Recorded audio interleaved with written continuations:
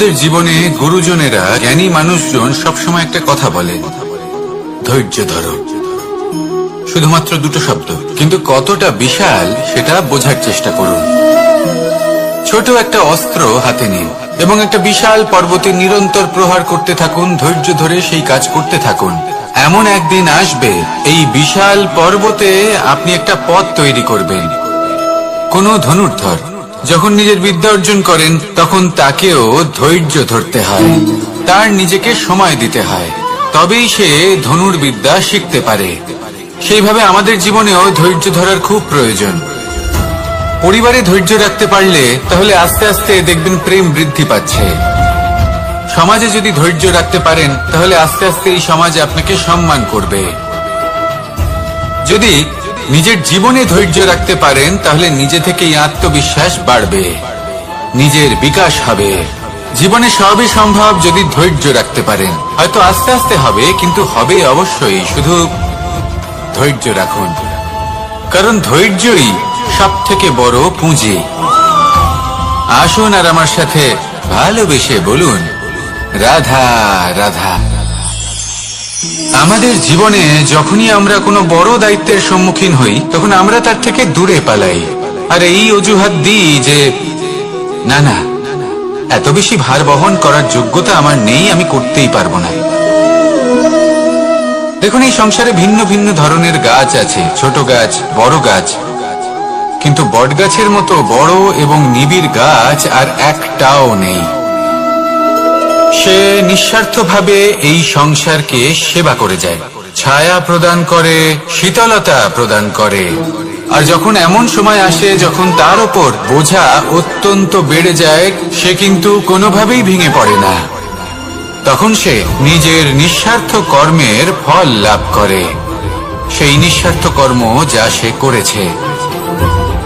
তার দেহ থেকে ছোট ছোট ঝুড়ি বার হয় এবং তা কাণ্ডের আকার ধারণ করে। সেই কাণ্ড মাটির কাছে পৌঁছয় এবং তারপর তা বটগাছের সহায়ক হয়ে ওঠে। সে ভেঙে পড়ে যায় না। এইভাবে আপনিও জীবনে নিঃস্বার্থভাবে সবার সেবা করুন, ভালোবাসুন, সবাইকে সাহায্য করুন। যেদিন আপনার ওপর বোঝা অত্যন্ত বেড়ে যাবে, সেদিন এই সব মানুষ আপনাকে সাহায্য করার জন্য আসবেন, আপনার শক্তি হয়ে উঠবেন, আর আপনি বটগাছের মতোই মহান এবং বিশাল হয়ে উঠবেন। আসুন আর আমার সাথে ভালোবেসে বলুন, রাধা রাধা। একটা শব্দ আছে, পরিস্থিতি। অনেক মানুষের মুখে আমরা এই শব্দ শুনি। জীবনে যখন অসফল হয়ে দুঃখ আসে, সংকট আসে, কোনো বিপদ ঘনিয়ে আসে, তখন সমস্ত দোষ আমরা পরিস্থিতির ওপর চাপিয়ে দিই। আর দেখতে গেলে কোথাও না কোথাও ঠিকই করি।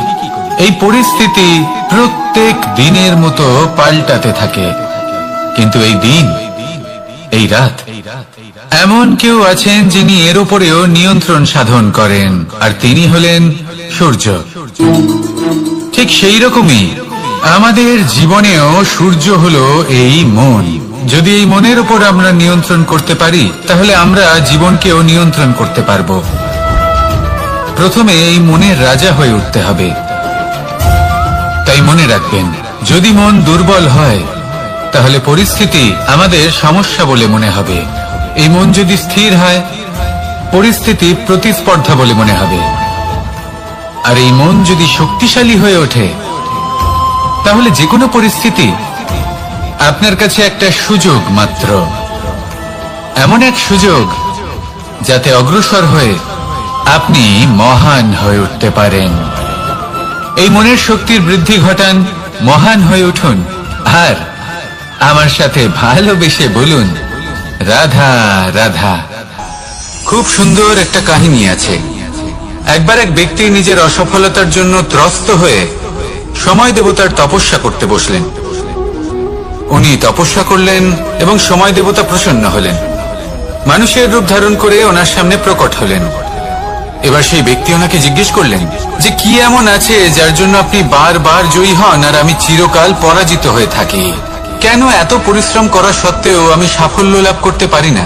তখন সময় দেবতা উত্তর দিলেন যে দিন হোক বা রাত, ঝড় হোক বা ভূমিকম্প, রোদ হোক বা বৃষ্টি হোক, সময়ের সূত্রপাত হোক বা প্রলয়, আমি থামি না, আমি চলতেই থাকি। আর সেই জন্য যিনি থেমে যান তিনি পরাজিত হন, আর আমি জয়ী হই। এটাই আমাদের শিখতে হবে। জীবনে সবসময় চলতে থাকুন, কখনো থামবেন না। হ্যাঁ, কিছুক্ষণের জন্য বিরতি নিতে পারেন, বিশ্রাম করার জন্য, নিজেকে আরো সশক্ত করে তোলার জন্য, কিন্তু থেমে যাবেন না। নিরন্তর কর্ম করতে থাকুন, পরিশ্রম করতে থাকুন, তবেই এই সংসার আপনাকে মনে রাখবে। আসুন আমার সাথে ভালোবেসে বলুন, রাধা রাধা। মানুষ তার জীবনে দুই ধরনের পরিস্থিতিকে খুব ভয় পায়। এক, কোনো কারণবশত কারোর সামনে নত হওয়া। দুই, কোনো কারণে নিজের চরিত্র থেকে, নিজের মূল্যবোধ থেকে বিচ্যুত হওয়া। এবার কেন হয় এরকম যে কথায় কথায় কারোর সামনে নত হতে হয়? কেন বারংবার নিজের চরিত্র থেকে চ্যুত হতে হয়? এরকম কেন হয়? এটা তখনই হয় যখন আমাদের শিক্ষা এবং মূল্যবোধের অভাব থাকে। যদি মানুষের মধ্যে প্রকৃত শিক্ষা থাকে, তাহলে এই সংসারে কোনো সময় এবং কারোর সামনেই নত হওয়ার কোনো প্রয়োজন নেই। যদি মানুষের মধ্যে মূল্যবোধ থাকে, তাহলে তাকে নিজের মূল্যবোধ বা চরিত্র থেকে বিচ্যুত হতে হয় না, তা সে যাই হয়ে যাক না কেন। কোন বালককে যদি জন্ম থেকেই সুশিক্ষার অধিকারী করা হয়, শিক্ষিত করা হয়, মূল্যবোধের অধিকারী করা হয়, তবে সে এই সংসারে এমন কর্ম করবে যাতে সে নিজেকে, নিজের পরিবারকে, সমগ্র সমাজকে গর্বিত করতে পারে। শিক্ষা লাভ করুন, মূল্যবোধ লাভ করুন, এবং আমার সাথে ভালোবেসে বলুন, রাধা রাধা। আমাদের সকলের জীবনে একটা লক্ষ্য থাকে যেটা আমরা লাভ করতে চাই। ঠিক যেন একটা প্রতিস্পর্ধা বিদ্যমান যে কে সব থেকে আগে নিজের লক্ষ্যে পৌঁছতে পারবে। আর সেই জন্য আমরা সকলেই খুব তাড়াতাড়ি এগোতে চেষ্টা করি, বড় এবং দীর্ঘ পদক্ষেপ ফেলি, যাতে তাড়াতাড়ি নিজের লক্ষ্যে পৌঁছতে পারি। কিন্তু এক অত্যন্ত গুরুত্বপূর্ণ বিষয় আছে, সবসময় লক্ষ্য সামনে থাকবে না, কখনো কখনো তা খুঁজতে হয়। এই যাত্রা খুব কঠিন হতে পারে। আর ঠিক এই কারণেই সবসময় দ্রুত গতিতে চলা বা তাড়াতাড়ি পথে চলা সেটা আবশ্যক নয়। তার থেকেও বেশি গুরুত্বপূর্ণ হলো ভেবেচিন্তে তারপর পথ চলা। যদি ভেবেচিন্তে পদক্ষেপ ফেলেন, চলতে পারেন, তাহলে সেটাই সর্বশ্রেষ্ঠ পদক্ষেপ। কখন কোন দিকে যেতে হবে, কখন কোথায় দিক পাল্টানো যাবে না, কখন গতি বেশি রাখতে হবে, কখন কম, কখন থামবো, কখন চলবো, এই সব কিছুর বিষয়ে জ্ঞান অত্যন্ত গুরুত্বপূর্ণ এবং ভেবে চিন্তে চলতেই হবে। সেই জন্য শুধু তীব্র গতিতে সামনে এগোলে চলবে না, ভাবনা চিন্তা করে এগোতে হবে। আসুন আমার সাথে ভালোবেসে বলুন, রাধা রাধা। পায়েস হলো আমার বিশেষ প্রিয়। এর মধুর স্বাদ মনকে প্রফুল্ল করে তোলে। ছোটবেলায় মা আমার জন্য পায়েস বানাতেন এবং আমাকে বলতেন যে গরম থাকতে থাকতে খেয়ে নে কানাই, ঠান্ডা হয়ে গেলে ভালো লাগবে না। কিন্তু আমিও দুষ্টু ছিলাম, ঠান্ডা হওয়া পর্যন্ত অপেক্ষা করতাম, আর ঠান্ডা হয়ে যাওয়ার পরে মার কাছে যেতাম আর ওনাকে বলতাম যে মা, পায়েস তো ঠান্ডা হয়ে গেছে, এটা গরম করে দিন। তখন মা হাসতেন আর বলতেন যে পায়েস না হয় আমি আবার গরম করে দেব কানাই, কিন্তু এর মধুর স্বাদ, সেই মিষ্টত্ব, সেই সুবাস, সেটা আবার ফিরে আসবে না। কথাটা সত্যি। আর এই সত্যটাই আমাদেরও জীবনের সত্য। আমাদের জীবনের মধুর সম্পর্কগুলি, এতে যখন কটুভাব প্রবেশ করে, তখন সেই মিষ্টত্ব ফিরিয়ে আনা প্রায় অসম্ভব ব্যাপার হয়ে যায়। আপনি চেষ্টা করে সেই সম্পর্ক ঠিক করতেই পারবেন, তার জন্য অগাধ পরিশ্রম করতে হবে, কিন্তু আবার সেই মিষ্টত্ব কখনো ফিরে আসবে না। সেই জন্য আপনার জীবনের যে মধুর সম্পর্ক আছে, যতটা সম্ভব চেষ্টা করুন তাতে মিষ্টত্ব বজায় রাখতে। কটুভাব আসতে দেবেন না। আসুন আর আমার সাথে মধুর স্বরে বলুন, রাধা রাধা। শব্দ, শব্দ আসলে কি? শুধুই কয়েকটি অক্ষরের সমষ্টি, নাকি আমাদের বাণী, এই শব্দ এমন এক শক্তি যা কাউকেই নিজের বশবর্তী করে ফেলতে পারে। শব্দ এমন এক অস্ত্র যা কাউকে ক্ষত বিক্ষত করে দিতে পারে। এই শব্দ হলো একটি নাদ স্বরূপ যা কোনো ঘুমন্ত ব্যক্তিকেও জাগিয়ে তুলতে পারে এবং নিজের লক্ষ্যের দিকে অগ্রসর করতে পারে। শব্দে এত শক্তি আছে যে কারোর মনে এতটা আঘাত দিতে পারে যে সে হয়তো জীবনে আর কখনো এগোতেই পারল না। তাহলে এই শব্দের প্রয়োগ খুব ভেবে চিন্তে করবেন। এবং এই শব্দের মতোই হলো নীরবতা। অনেক সময় এই নীরবতা আমাদের সহায়ক হয়ে ওঠে। অনেক সময় এটা আমাদের অনুশোচনাকে অনেক বেশি বাড়িয়ে তুলতে পারে। ভীষ্ম পিতামহ, অঙ্গরাজ কর্ণ যখন দ্রৌপদীর বস্ত্রহরণ হচ্ছিল তখন এনারা নীরব ছিলেন। দুর্যোধনের বিরোধিতা করেননি, ওকে বাধা দেননি। আর তারপর কি হলো সেটা আপনারা সকলে জানেন। দেখতে গেলে নীরবতা চুপ করে থাকা, কিন্তু যদি কোনো দুষ্টের সামনে চুপ করে থাকেন, যদি তার বিরোধিতা না করতে পারেন, তাহলে এই নীরবতাই অনেক বড় পাপের আকার ধারণ করে। মনে রাখবেন আর আমার সাথে ভালোবেসে বলবেন, রাধা রাধা। আভূষণ। কার না ভালো লাগে এই আভূষণ? আমরা পরিশ্রম করি, ধন অর্জন করি আর আভূষণ কিনে থাকি, কখনো নিজের জন্য, কখনো বা তাদের জন্য যাকে আমরা ভালোবাসি, বা তাদের জন্য যাকে আমরা সম্মান করি।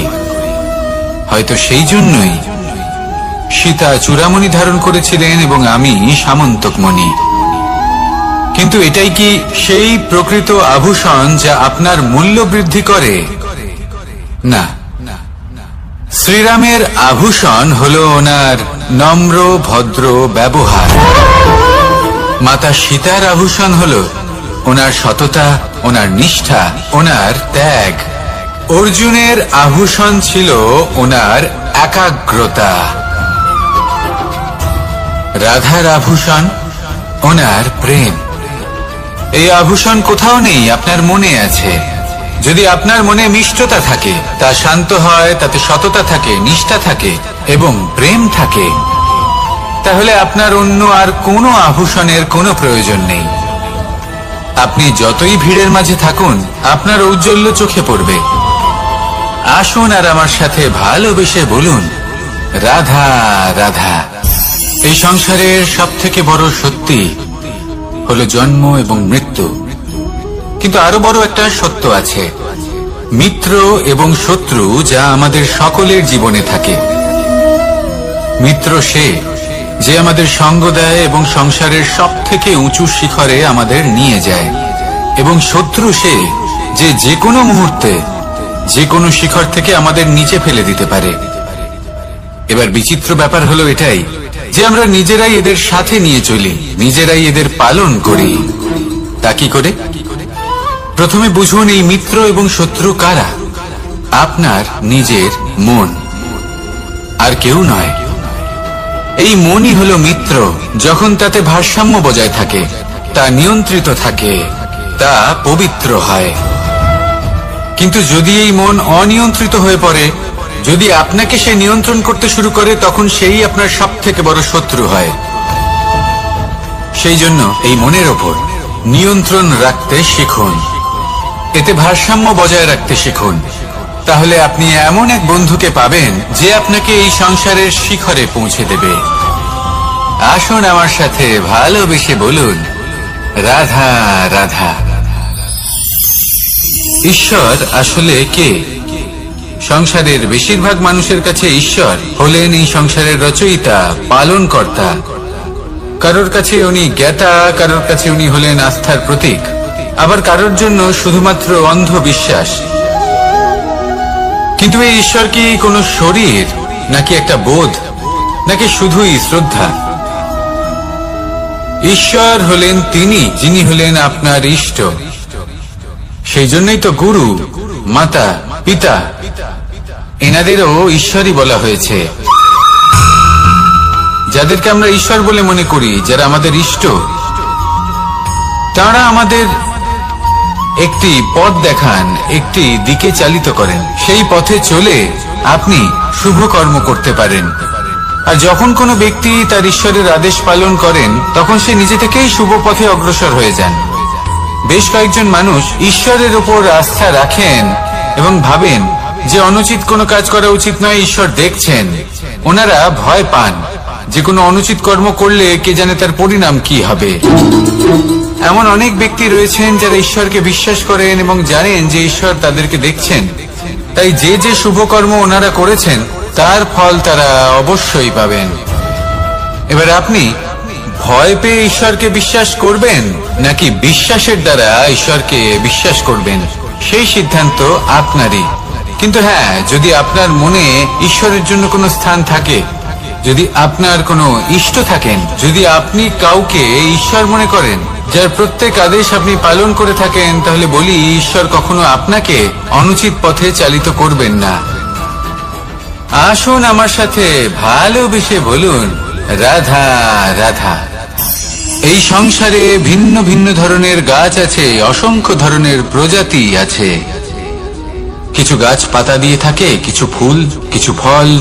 কেউ ছায়া প্রদান করে, কেউ শীতলতা প্রদান করে, কেউ নিজেকে খুব কষ্ট দিয়ে এই সংসারের বিকাশে সহায়ক হয়ে ওঠে। কিন্তু এই সবার মধ্যে একটা বিষয় কিন্তু সমান, এরা প্রত্যেকেই পাতা ছাড়া, ফুল ছাড়া, ফল ছাড়া জীবিত থাকতেই পারে, কিন্তু কোনো বৃক্ষই শিকড় ছাড়া বেঁচে থাকতেই পারে না। এটাই হলো রাধার। ঠিক সেইভাবেই আমাদের জীবনে শক্তি হোক, ধন হোক বা সাফল্য হোক, আমাদের বা আমাদের পরিবারের প্রসন্নতাই হোক, এই সব কিছুর আধার হলো, সবকিছুর মূল হলো পরিশ্রম। তাই জীবনে চিরকাল পরিশ্রম করতে থাকুন। যদি আপনি জীবনে মহান হবার পথে অগ্রসর হতে চান, তাহলে পরিশ্রম করুন। এই পরিশ্রম দ্বারাই নিজের পরিবারকে প্রসন্ন করুন, নিজের বন্ধুদের প্রসন্ন করুন, এই সমাজকে গর্বিত করুন। আসুন আমার সাথে ভালোবেসে বলুন, রাধা রাধা। কখনো কোনো বাগানের কোনো বৃক্ষকে দেখেছেন যেখানে সুগন্ধি ফুল থাকে, রসালো ফল থাকে? তখন মন প্রফুল্ল হয়ে ওঠে, মন থেকে সেই বৃক্ষের প্রতি ভালোবাসা জন্মায়। কিন্তু যিনি বাগানের মালিক, শুধুমাত্র তিনিই জানেন যে কিভাবে এই বৃক্ষকে আগলে রাখতে হয়, কিভাবে তার পরিচর্যা করলে এতে সুন্দর সুগন্ধি ফুল হবে, রসালো ফল হবে। কখনো কখনো প্রয়োজনের থেকে বেশি রোদ পেলে এই বৃক্ষগুলি শুকিয়ে যায়, প্রয়োজনের থেকে কম রোদ পেলেও এই বৃক্ষ কিন্তু শুকিয়ে যায়। প্রয়োজনের থেকে কম জল যদি পায়, এই বৃক্ষ শুকিয়ে যেতে পারে। প্রয়োজনের থেকে অতিরিক্ত জল যদি পায়, তখনও এই বৃক্ষের শিকড়গুলি নষ্ট হয়ে যেতে পারে। এবার এটাই কিন্তু আমাদের সংসারের সাথেও হয়। আমাদের সংসারের সকল প্রতিভাশালী ব্যক্তি, যেমন লেখক, বিচারক, প্রবক্তা, যোদ্ধা, এদের সবার ক্ষেত্রে এই কথাটাই প্রযোজ্য। যদি বেশি প্রশংসা করা হয়, তাহলেও এরা হারিয়ে যাবেন। প্রয়োজনের থেকে বেশি যদি নিন্দা করা হয়, তখনও তারা নত হয়ে পড়বেন। তাহলে আপনি এদের রক্ষা করুন এবং নিজেদেরও। মনে রাখবেন একটা কথা, জেনে রাখুন কখন কোন নিন্দায় আপনি লজ্জিত হবেন না, আর কখন কোন প্রশংসার দ্বারা নিজের মধ্যে অহংবোধ জাগ্রত করবেন না। এই মন সুপ্রসন্ন হয়ে বলবে, রাধা রাধা। সময় কত বিচিত্র হয়। সময় আমাদের পক্ষে থাকলে আমরা নিজেদের রাজা মনে করে নিই, আর সেই সময় যদি বিপক্ষে চলে যায়, তাহলে নিঃস্ব হতে সময় লাগে না। তাই মানুষের একটা অভ্যেস আছে, খারাপ সময়ের জন্য কিছু সঞ্চয় করা। আত্মীয়, বন্ধু খারাপ সময় পাশ থেকে সরে যায়। যশ, মান প্রতিকূল সময় চিরস্থায়ী হয় না। তাই মানুষ মনে করে অর্থ সঞ্চয় করাই শ্রেয়। অর্থের কোনো হৃদয় নেই যা সময়ের সাথে পরিবর্তিত হবে।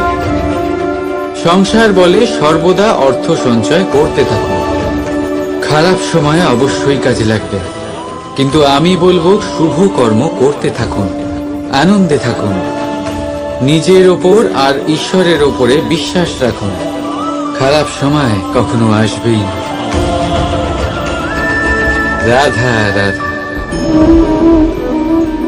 মানুষ নিজের পরিবারের জন্য কত কিছুই না করে, দিন রাত পরিশ্রম করতে থাকে যাতে তার পরিবারের প্রয়োজন পূরণের জন্য অর্থ রোজগার করতে পারে। কিন্তু শুধু অর্থ রোজগার করাটাই কি যথেষ্ট? আপনি বলবেন হ্যাঁ, নিশ্চয়ই।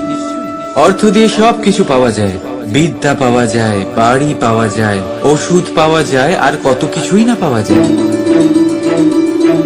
এই সব একটা পর্যায় পর্যন্ত সঠিক, কিন্তু একটু মন দিয়ে ভেবে দেখুন, যখন কোনো শিশু অসুস্থ হয়ে পড়ে তখন সে ওই তিক্ত ওষুধ কেন খেয়ে নেয়? এই জন্য কারণ ওর পিতা সেই ওষুধ অর্থ দিয়ে কিনেছে? না, বরং এই জন্য কারণ তার পিতা যে তার সামনে দাঁড়িয়ে, তার উপরে তার বিশ্বাস আছে। বিশ্বাস আছে যে উনি তার কিচ্ছু হতে দেবেন না। এই বিশ্বাস, এই সংস্কার, এই শিক্ষা কখনো অর্থ দিয়ে পাওয়া যায় না।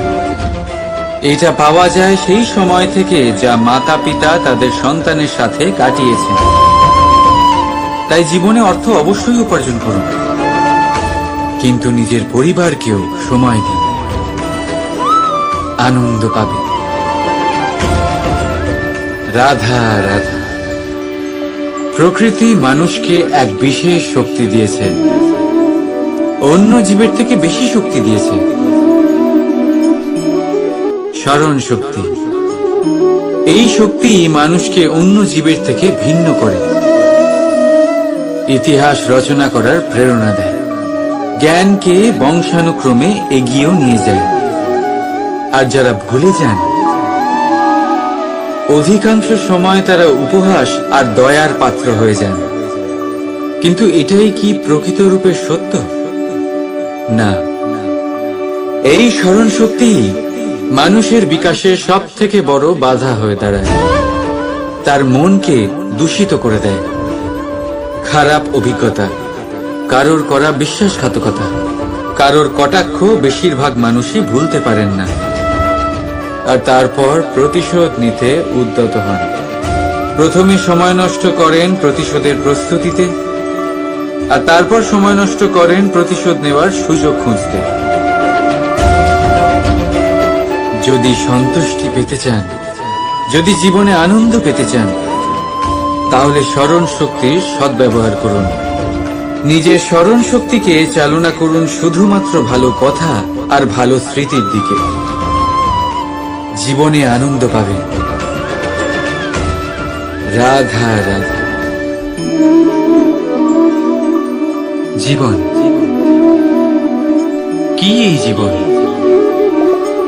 আমরা জন্ম নিই, বড় হয়ে উঠি, আমাদের মা বাবা আমাদের পালন করেন, তারপর তাদের অর্থ দিয়ে আমাদের বাল্যকাল কাটে, আমরা আরো বড় হই, বিবাহ বন্ধনে আবদ্ধ হই, আমাদেরও সন্তান হয়, আমরা তাদের পালন করি, তারপর আমরা বৃদ্ধ হই, আর একদিন এই সংসার ছেড়ে আমরা সকলে চলে যাই। এটাই কি জীবন?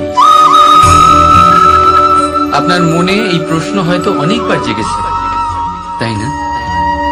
এবার একটু জলের যাত্রাপথ লক্ষ্য করুন। সাগর থেকে বাষ্প হয়ে ওঠে এই জল, মেঘ হয়ে ঝরে পড়ে সে, তারপর নদী হয়ে আবার সাগরে মিলিয়ে যায়। কিন্তু কখনো এই প্রশ্ন করে না যে তার জীবন কি, তার উদ্দেশ্য কি। প্রতিটা মুহূর্ত বাঁচে সে, আর অন্যদের যতখানি সম্ভব সাহায্য করে। যখন সাগরে থাকে তখন অসংখ্য জীবকে জীবন দান করে।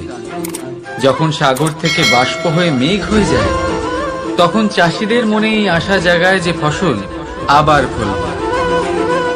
যখন বর্ষা হয়ে ঝরে পড়ে তখন এই সুখ, শুধু এই জীবন বাঁচুন। আর যতটা সম্ভব সবাইকে আনন্দ প্রদান করুন। মন প্রসন্ন হয়ে বলবে রাধা রাধা। কখনো বৃষ্টির জন্য হওয়া কাদার মধ্যে দিয়ে আপনি নিজের বাড়ি ফিরেছেন? পাদুকা পরার জন্য আপনি ওই কাদা থেকে অবশ্যই বেঁচে যান, কিন্তু সেই পাদুকা থেকে আগত নোংরা কাদার ছিটে আপনার বস্ত্রকে ময়লা করেই দেয়। কিন্তু তাও সেই ছিটের জন্য আপনার বস্ত্র ময়লা হয়ে যাবে, সেই জন্য আপনি পাদুকা পরা ছেড়ে দেন না। ঠিক সেইভাবেই জীবনে এমন কিছু মানুষও আসেন যারা পাদুকার মতো হন, যারা আপনাকে কাদার থেকে বাঁচিয়ে নেন, কিন্তু বস্ত্ররূপী আপনার মনের উপরে আশঙ্কার দাগ ছেড়ে যান। এইসব মানুষের জন্য কি আপনার বস্ত্র? জীবনে গম্ভীর হওয়া ভালো কথা, কিন্তু সমস্ত বিষয় যদি গম্ভীরভাবে ভাবতে থাকেন তাহলে জীবনের আনন্দটাই শেষ হয়ে যাবে। এই সংসার অস্থায়ী, এখানে এমন কিছুই নেই যা চিরকাল জীবিত থাকবে। তাই যতক্ষণ এই জীবন আছে সন্তুষ্টি আর আনন্দ নিয়ে বাঁচুন। নিজের ওপর আগত কাদার ছিটের দিকে মন দেবেন না, শুধু আনন্দ বিতরণ করুন। মন প্রসন্ন হয়ে বলবে রাধা রাধা।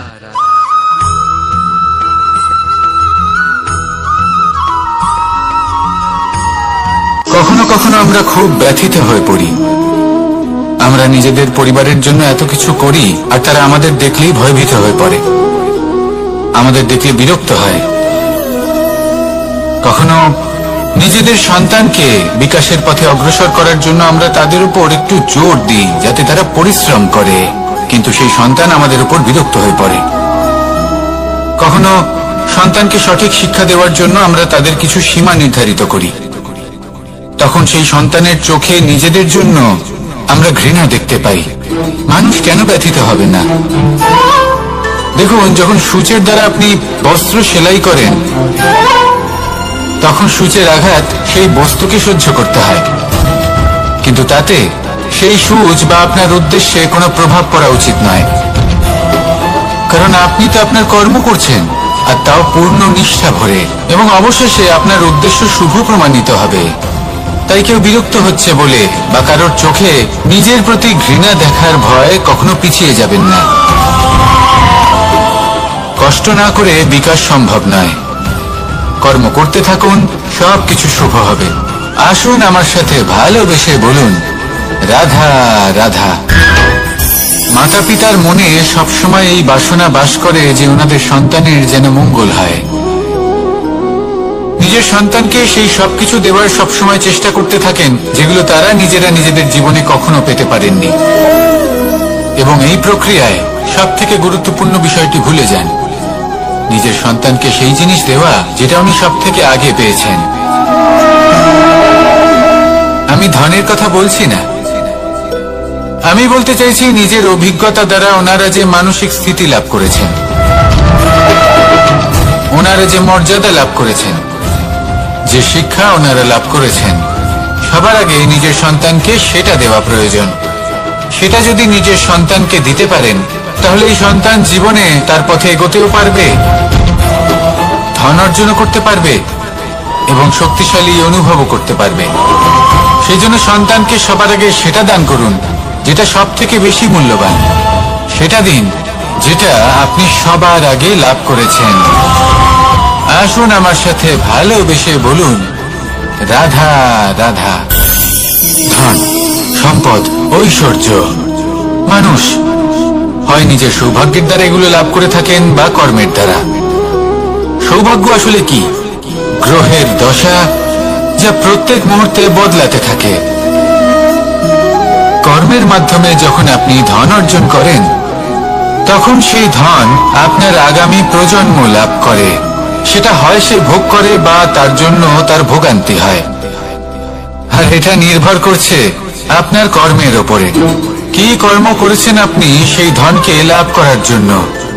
যদি আপনি সৎ পথে চলেন নিষ্ঠা ভরে আপনি কর্ম করে থাকেন এবং তার ফলে আপনি ধন অর্জন করে থাকেন, তাহলে আপনার আগামী প্রজন্ম সেটা ভোগ করবে, সেটা প্রয়োগ করবে নিজের বিকাশের জন্য। কিন্তু যদি আপনি কুকর্ম করে থাকেন, কোন রকম ছলনা করে থাকেন এই ধন লাভ করার জন্য, তাহলে 100% আপনার আগামী প্রজন্মকে এর জন্য ভুগতেই হবে। তাহলে আপনি কি চাইবেন, যে আপনার আগামী প্রজন্ম সুখ ভোগ করবে নাকি আপনার কুকর্মের পরিণাম ভোগ করবে?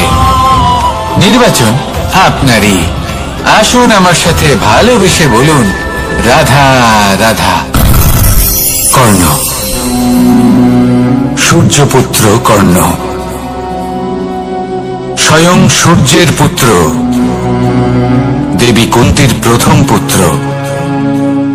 সেই কর্ণ যার একটি বাণ আমার রথকে, সেই রথ যার উপর মহাবলী অর্জুন বিরাজমান ছিলেন, যার পতাকায় স্বয়ং হনুমান ছিলেন, সেই রথকে তার একটি বাণ ধসিয়ে দিতে পেরেছিল। দৈব কবচ কুণ্ডলধারী কর্ণ, সেই কর্ণ যুদ্ধক্ষেত্রে নিজের সমাপ্তির সম্মুখীন হলেন। কারণ কি ছিল? নির্বাচন। দুর্যোধনের সাথে বন্ধুত্ব রাখার জন্য, তার অনুচিত কর্মে কোনোদিন কোনো প্রতিবাদ করেননি, তাকে সঙ্গ দিয়েছেন এই নির্বাচন। যখন দ্রৌপদীর বস্ত্রহরণ হচ্ছিল,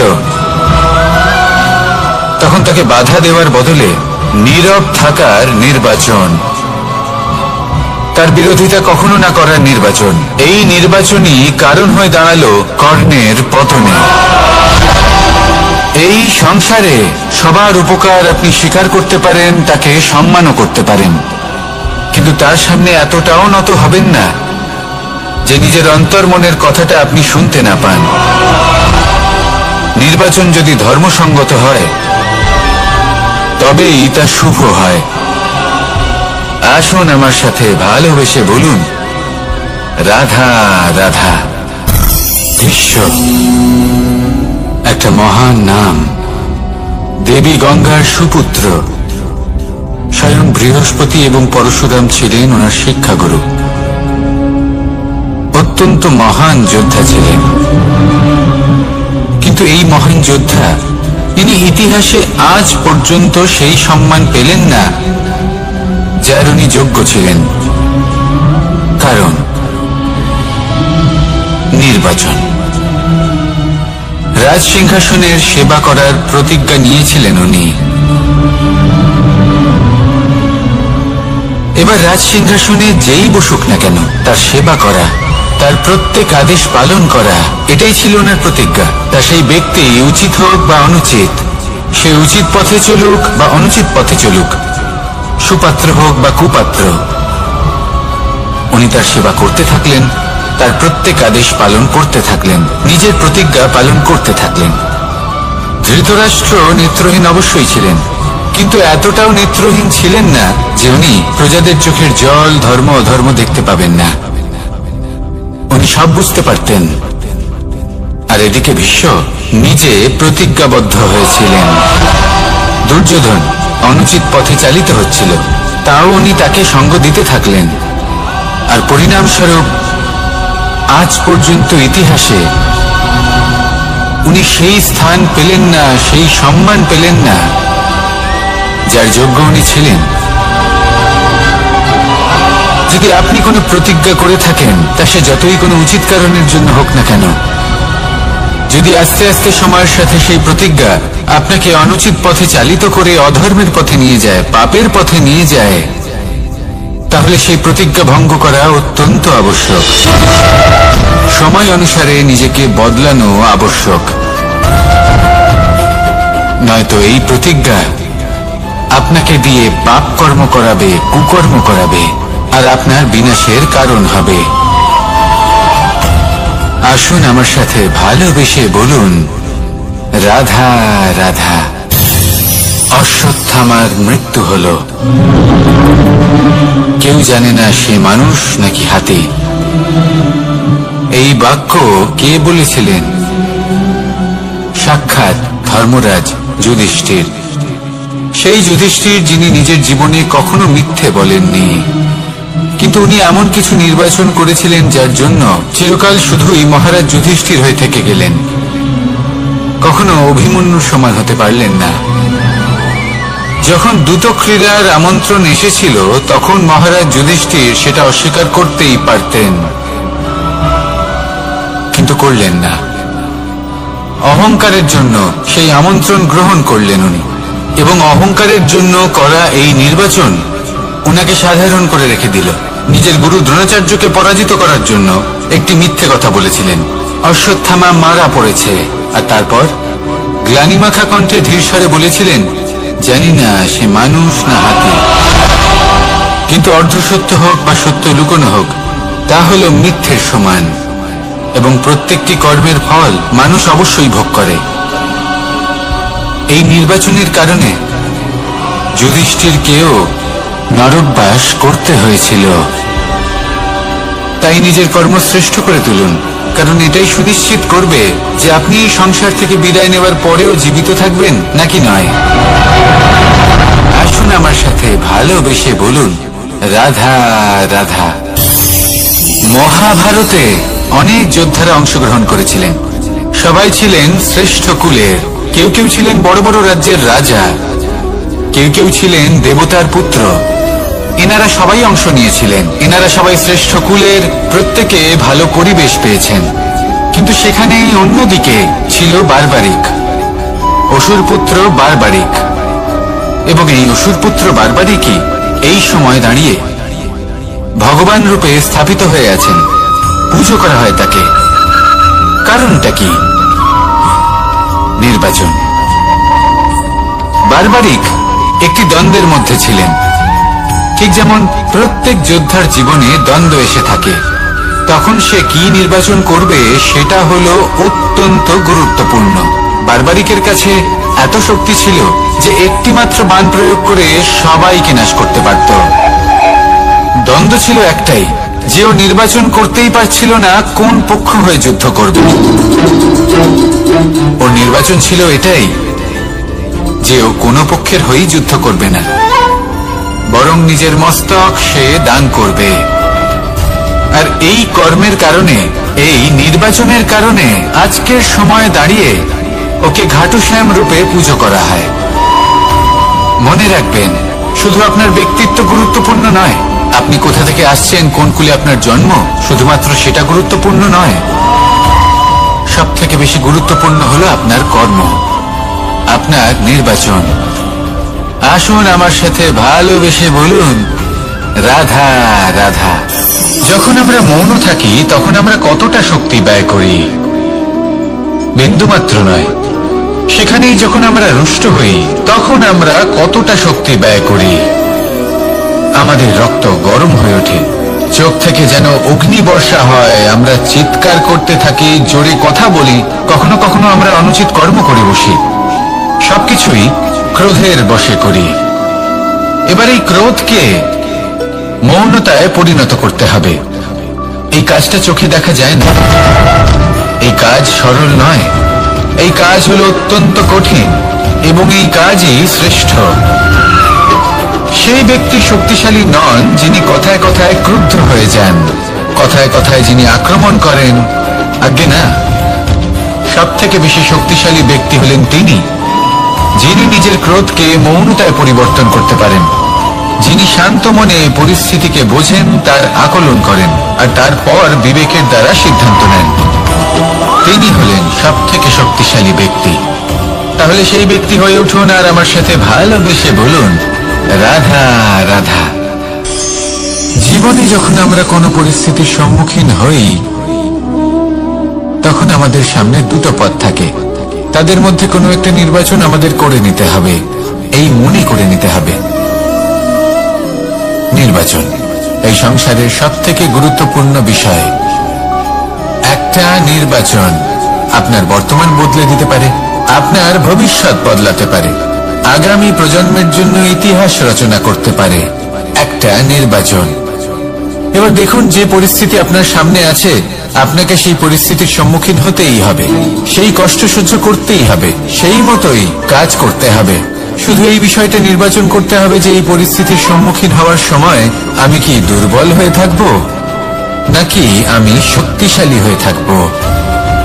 এই নির্বাচন এই মনের মধ্যে করতে হবে। আর এই নির্বাচন হলো সব থেকে বেশি গুরুত্বপূর্ণ নির্বাচন। যদি নিজের মনকে শক্তিশালী করে তুলে সেই পরিস্থিতির সম্মুখীন হন, তাহলে কিছুই আপনাকে বাধা দিতে পারবে না। পূর্ণ নিষ্ঠার সাথে, সাহসের সাথে এই মনকে শক্তিশালী করে তুলুন, তাহলে কোনো সংকট আপনাকে না বাধা দিতে পারবে না ভাঙতে পারবে। আপনি নিজে সাফল্যের শিখরে পৌঁছতে পারবেন, আর এই মন প্রসন্ন হয়ে বলবে, রাধা রাধা। জীবনের সব থেকে বেশি মূল্যবান বস্তু কি? ধন, স্বর্ণ, মাণিক্য, আভূষণ? না, এই সব কিছু মিলিয়েও সময়ের এক মুহূর্তের সামনে মলিন হয়ে পড়ে। এক মুহূর্ত যা এক দরিদ্রকে রাজা করতে পারে, যা এক রাজাকেও দরিদ্র করতে পারে। একটি মুহূর্ত যা আপনার আত্মবিশ্বাসকে পর্বতের শিখরে পৌঁছে দিতে পারে, একটি মুহূর্ত যা আপনার অস্তিত্বকে গভীর সাগরে বিলীন করে দিতে পারে। একটি মুহূর্তের খেলা। সব সময় জীবনে সেই ব্যক্তিকে সম্মান করুন, শ্রদ্ধা করুন, যিনি আপনার জন্য সময় বের করে থাকেন। সবসময় সেই ব্যক্তির প্রতি নিষ্ঠাবান থাকুন, যেই ব্যক্তি খারাপ সময় আপনার পাশে দাঁড়িয়ে থাকে। এই সময় সব থেকে বেশি মূল্যবান। আসুন আমার সাথে ভালোবেসে বলুন, রাধা রাধা। প্রজাপতি দেখেছেন? কি সুন্দর হয়, তাই না? এই প্রজাপতি, ওদের দিকে তাকালে নিজের অজান্তেই নিজের মুখে হাসি ফুটে ওঠে। কিন্তু এই প্রজাপতি জন্ম থেকেই এমন দেখতে হয় না।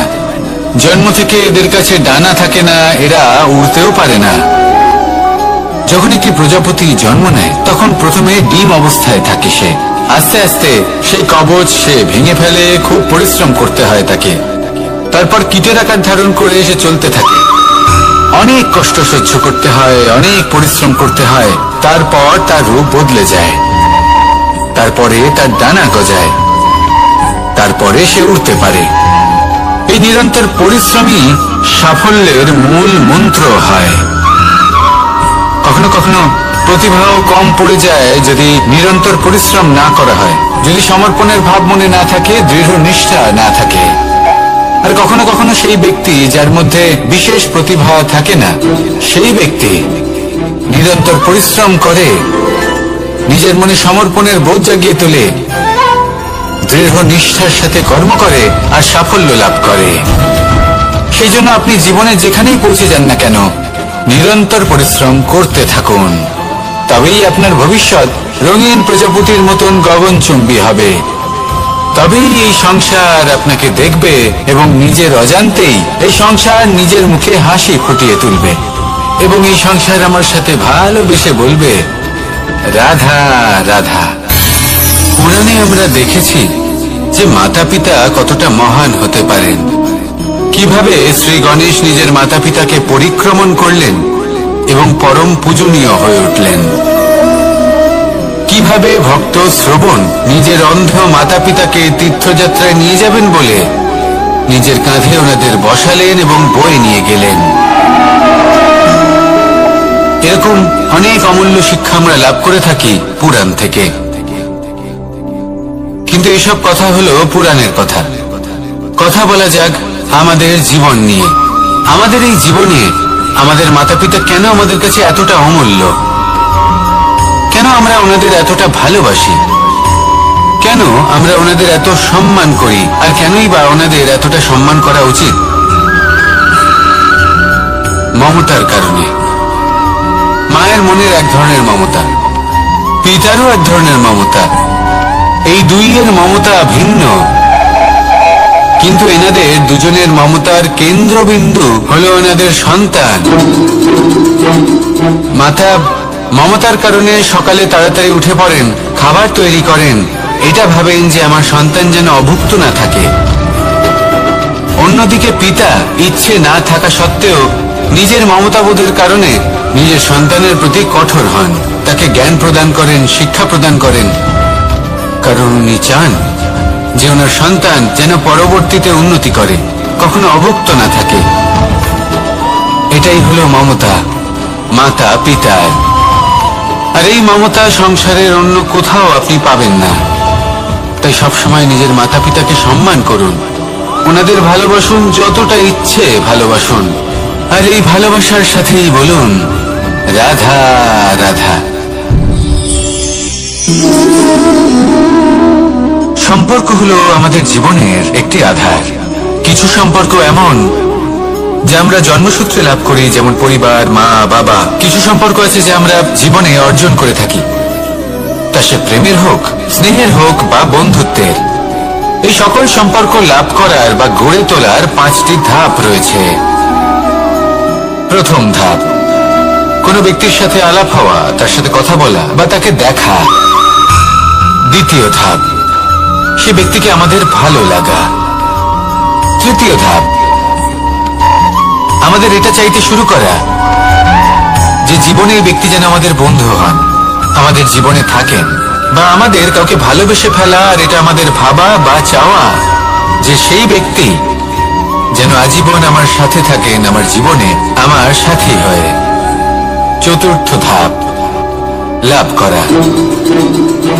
এবার এই ধাপটি অনেক মানুষের পক্ষেই খুবই সরল হয়, বড়ই সরলভাবে নিজেদের সঙ্গীকে লাভ করে থাকেন। কিছু মানুষের জন্য এই ধাপ অত্যন্ত কঠিন হয়ে থাকে। অনেক প্রতিকূল পরিস্থিতির উপর জয়লাভ করে তারা সঙ্গীকে লাভ করেন, কিন্তু লাভ অবশ্যই করেন। এরপরে আসে পঞ্চম, অন্তিম এবং সবথেকে গুরুত্বপূর্ণ ধাপ। সেটা হলো সেই সম্পর্ক পালন করা। এটা হলো এমন এক বিষয় যা প্রত্যেক মানুষের শেখা উচিত। যদি ব্যক্তি নিজের জীবনে সম্পর্ক রক্ষা করতে শিখে যান, তবে প্রত্যেক সম্পর্ক তার জীবনকে স্বর্গ করে তুলবে। আসুন আর আমার সাথে ভালোবেসে বলুন রাধা রাধা।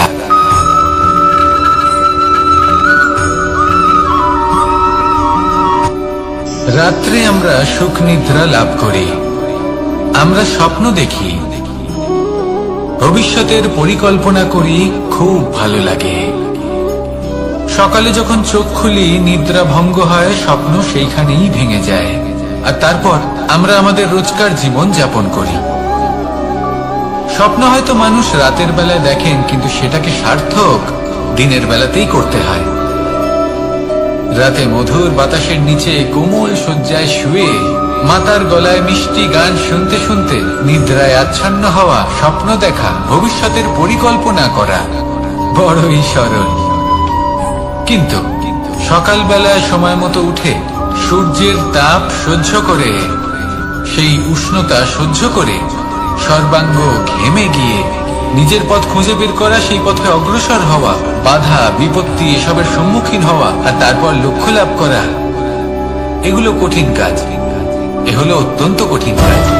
যদি আপনি চান যে স্বপ্ন আপনি দেখেছেন তা সত্যি হোক, তাহলে দিনের বেলায় আপনাকে বেরিয়ে কর্ম করতেই হবে, পরিশ্রম করতেই হবে।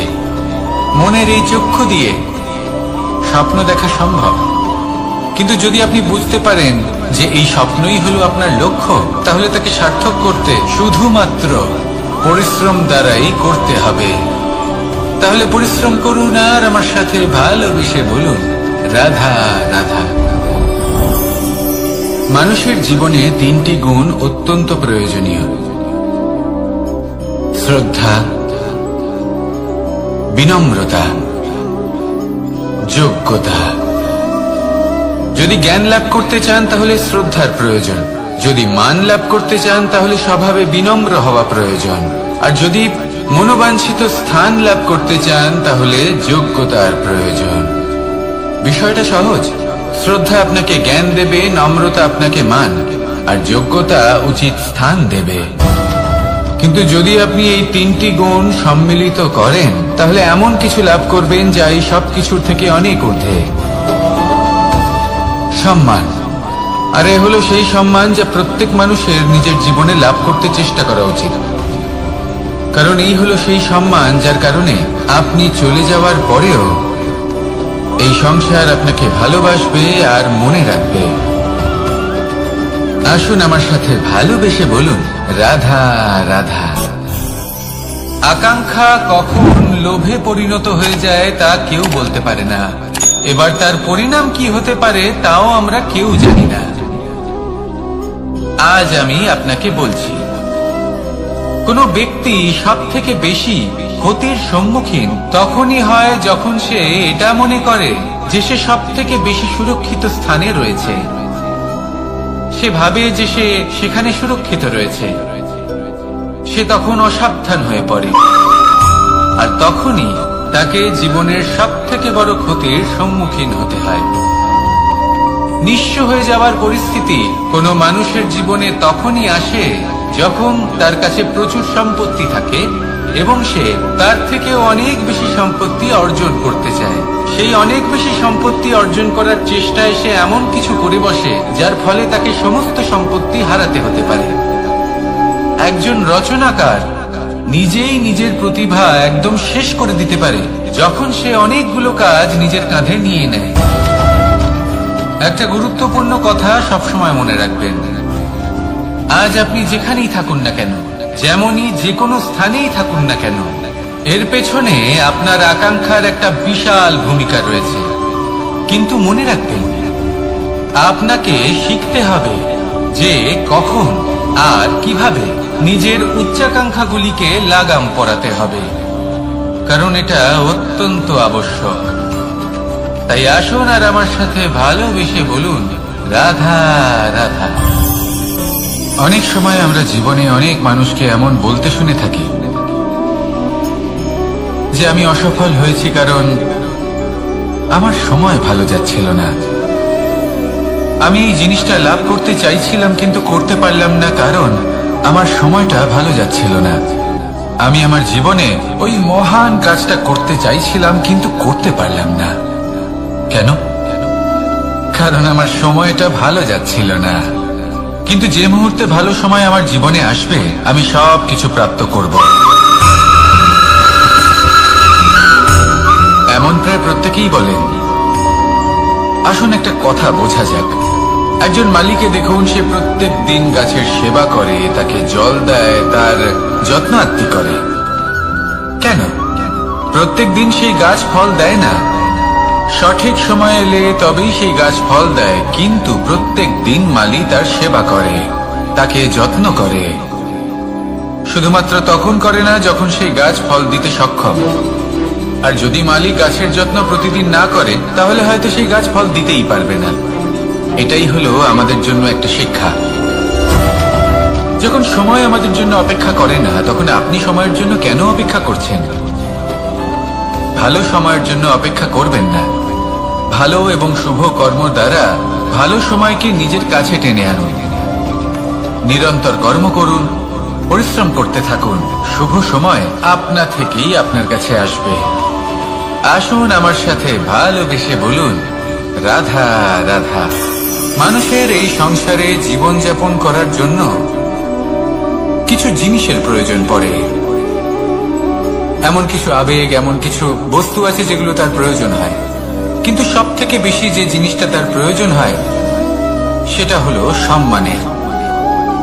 আমাদের ভালো লাগে যখন কেউ আমাদের সম্মান করে।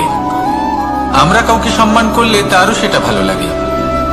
কিন্তু আপনি দেখবেন যে সংসারে বেশিরভাগ মানুষ দুটি মাপদণ্ডের ভিত্তিতে সম্মান করেন, হয় বয়স দেখে করেন বা উপার্জন দেখে।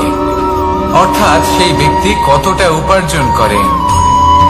এবার ভেবে দেখুন, এটা আবশ্যক নয় কারোর বয়স যদি বেশি হয় তার বুদ্ধিও ততটাই বেশি হবে। আবশ্যক এটাও নয় যে কোনো ব্যক্তি যদি অত্যন্ত ধনী হন বা তার মনও নির্মল হবে বা তিনি সৎকর্ম করবেন বা এমন কোনো কর্ম করবেন যাতে উনি সম্মান লাভ করতে পারেন। হতে পারে উনি ধনী কিন্তু দুশ্চরিত্র। সেই জন্য বয়স বা উপার্জন দেখে কোনো ব্যক্তিকে সম্মান করবেন না। কর্ম দেখুন। যদি গভীরভাবে ভেবে দেখেন তাহলে দেখবেন যদি কোনো মানুষ কোনো সৎকর্ম করেন তাহলে তার প্রতি হৃদয় থেকে সম্মান জাগ্রত হয়। এটাই হলো সেই সম্মান যা অর্জন করতে হবে। বয়স আজ আছে, কাল আরো বৃদ্ধি পাবে। উপার্জন আজ আছে, কাল সেটা কমে যেতেও পারে। কিন্তু যদি আপনি নিরন্তর শুভকর্ম করতে থাকেন তাহলে আপনি মৃত্যুর পরেও অমর হয়ে থাকবেন। আসুন আমার সাথে ভালোবেসে বলুন, রাধা রাধা। পাপ এবং পুণ্য, এই দুই হলো সংসারের এমন দুই বিন্দু যাকে কেন্দ্র করে এই সংসারের চক্র ঘুরতে থাকে।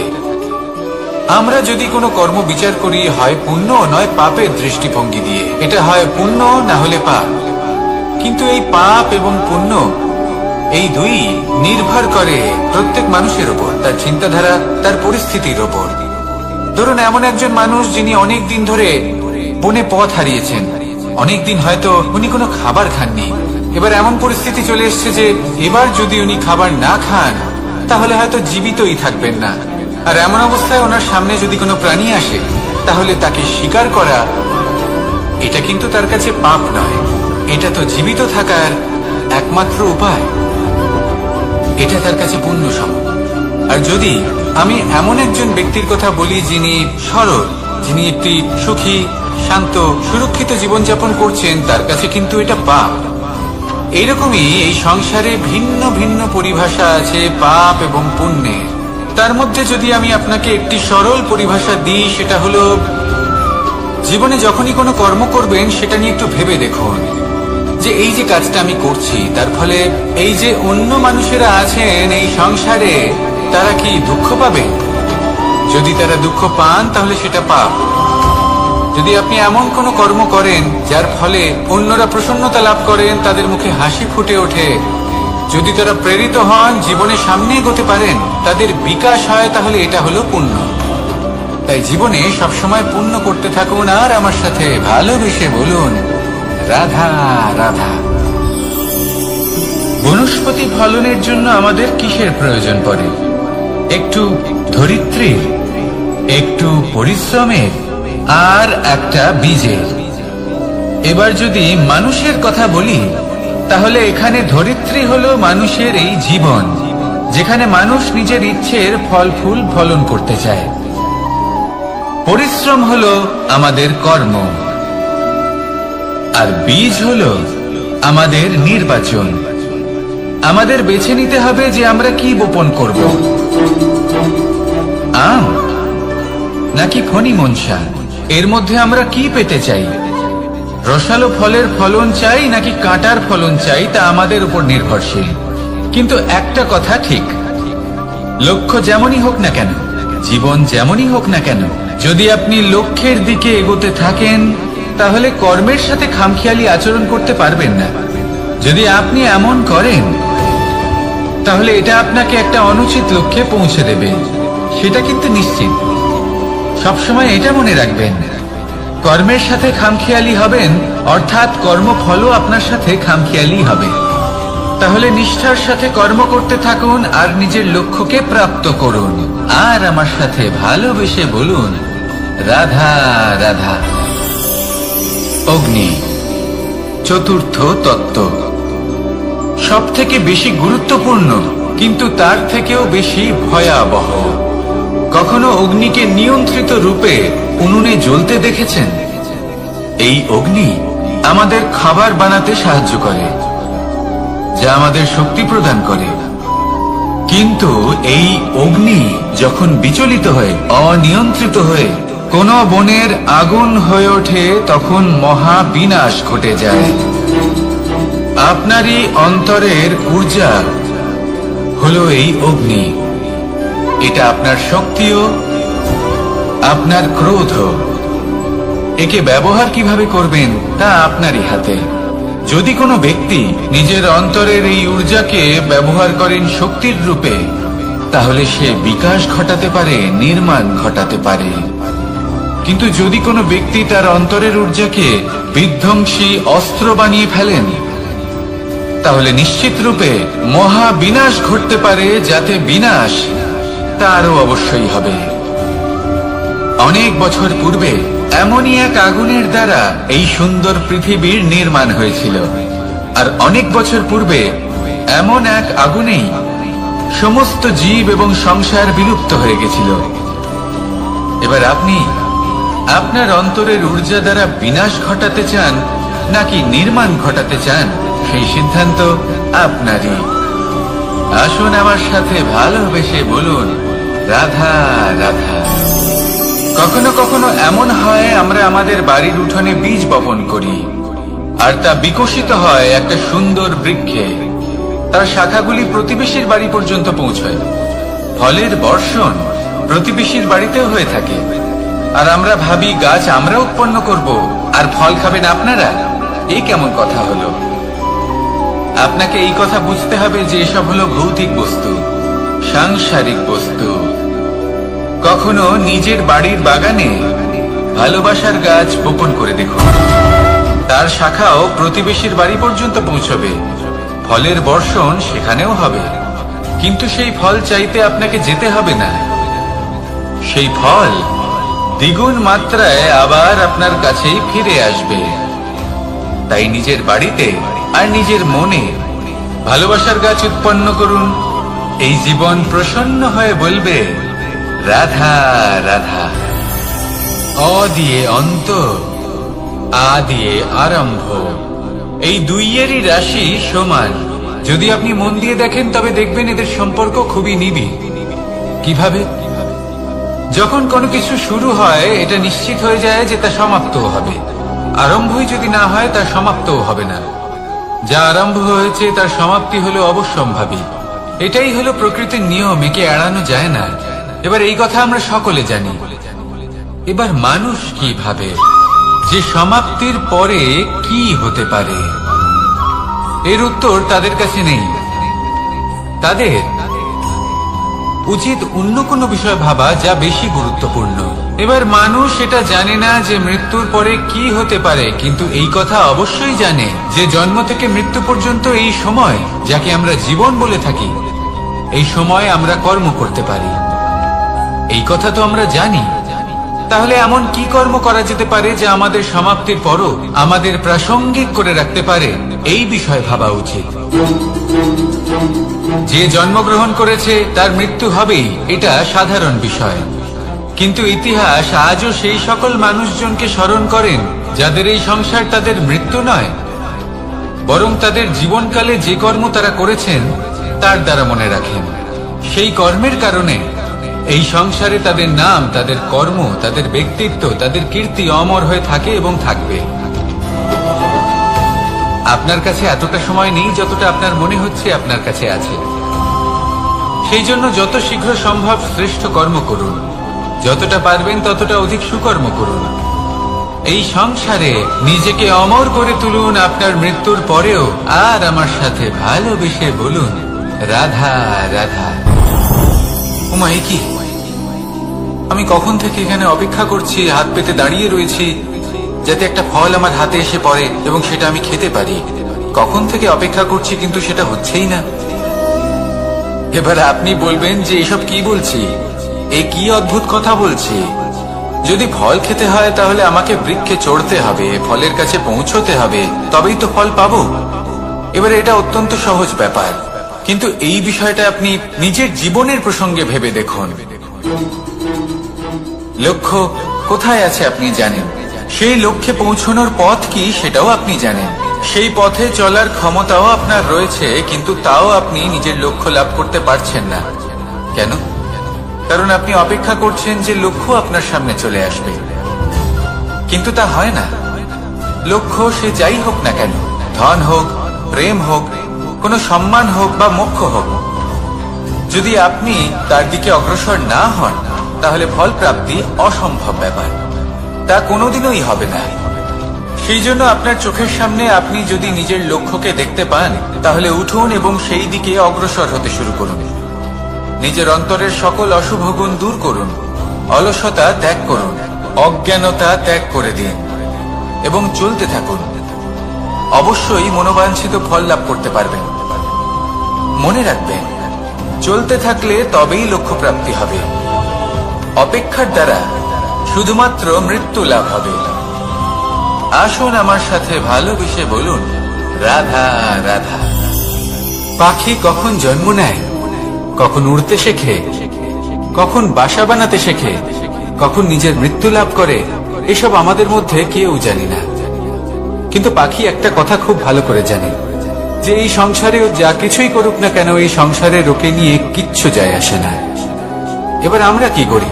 কোনো কাজ করার আগে আমরা এটা ভাবি যে এই সংসার যদি আমাকে দেখে ফেলে তাহলে কে জানে এই সংসার কি ভাববে, আমার প্রতিচ্ছবি কেমন তৈরি হবে কে জানে, কে জানে কি হবে আদি ইত্যাদি। এই সব ভাবনায় আমরা মগ্ন হয়ে যাই।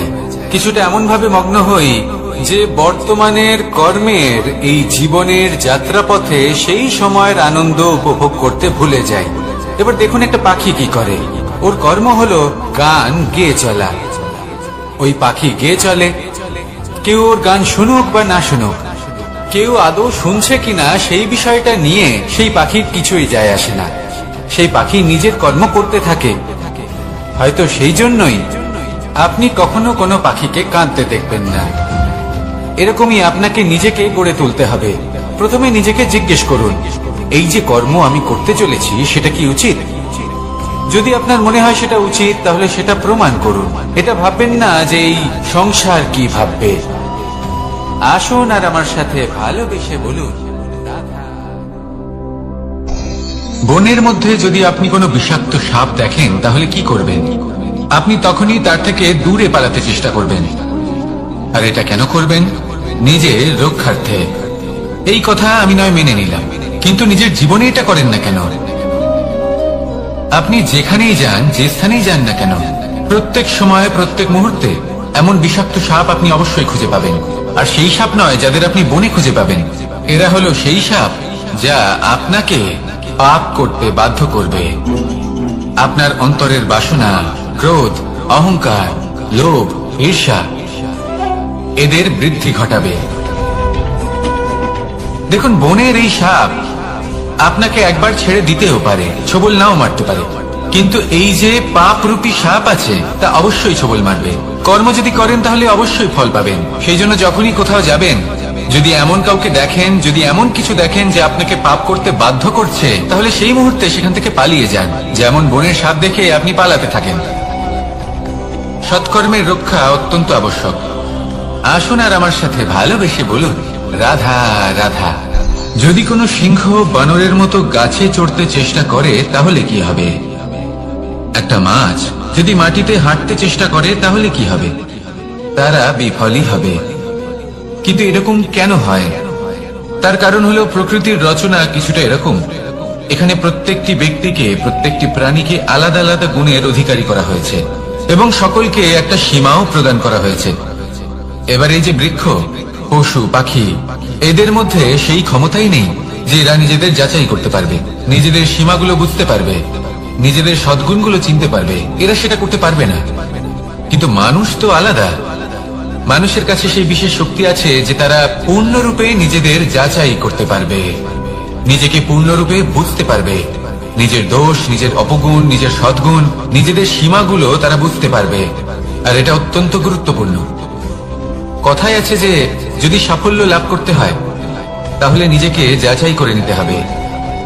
তাই নিজেকে যাচাই করুন, নিজের সাথে পরিচিত হয়ে যান এবং জীবনে কর্ম করতে থাকুন। সাফল্যের শিখরে অবশ্যই পৌঁছে যাবেন। আর ওখানে যদি যান তাহলে এই মন প্রসন্ন হয়ে অবশ্যই বলবে, রাধা রাধা। অন্ধকারাচ্ছন্ন রাত্রি যদি এসে থাকে তাহলে আলোকিত প্রকাশ নিয়ে সূর্যও অবশ্যই আসে। রোগ যদি এসে থাকে তাহলে তার ওষুধও অবশ্যই আসে। সমস্যা যদি আসে তাহলে সেই সমস্যার সমাধানও নিজে থেকেই আমাদের কাছে চলেই আসে। এই সংসার, এই জীবনের শুধুমাত্র একটাই নিয়ম আছে, আর তা হলো এটাই, এই সংসার হলো একটা চক্রের মতো। এতে শাশ্বত বলে কিছু নেই, নিত্য বলে কিছু নেই। আর যা কিছুই রয়েছে সব বদলাতে চলেছে। যদি আপনার জীবনে দুঃখ থাকে, সমস্যা থাকে, যদি আপনি বিপদ দ্বারা আচ্ছন্ন, তাহলে মনে রাখবেন সবকিছু বদলে যেতে চলেছে। দুঃখের সময় কাঁদবেন না, মনকে আরো দুঃখী করে তুলবেন না, কারণ এখানে যা কিছুই এসেছে তা যাওয়ার জন্যই এসেছে। তাহলে এত চিন্তা কিসের? আনন্দ সহকারে জীবন যাপন করুন, আর আমার সাথে ভালোবেসে বলুন, রাধা রাধা। রাত্রিবেলায় যখন আলোকিত জোনাকিদের দেখেন তখন মন প্রসন্ন হয়ে ওঠে। এদের দেখতে খুবই সুন্দর লাগে। আর এমন ঠিক কেন হয়? প্রথম হলো এটাই যে রাতের বেলায় চতুর্দিক অন্ধকারাচ্ছন্ন থাকে। এমত অবস্থায় যদি আমরা কোথাও একটু প্রকাশ দেখি তাহলে সেটাই আশার কিরণের ন্যায় মনে হয়। সেই প্রকাশই আমাদের মন প্রসন্ন করে তোলে।